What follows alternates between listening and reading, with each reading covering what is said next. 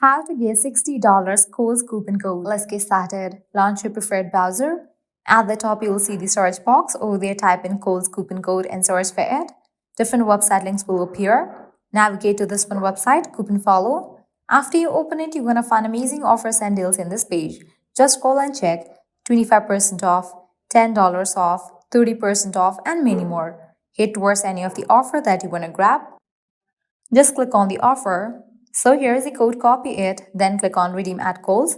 You will be directed to the official website of Kohls. Now you can log into your account, make your purchase and proceed to checkout. While in the checkout page, you will find this section of codes. Over there, paste the code and confirm your order. With that, you will get the discount in your purchase.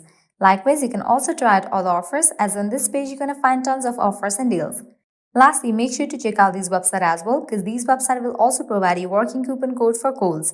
That's why you can easily get $60 Kohls working coupon code. At the end, if you guys find this video helpful, don't forget to like, share and subscribe to our channel. Thank you.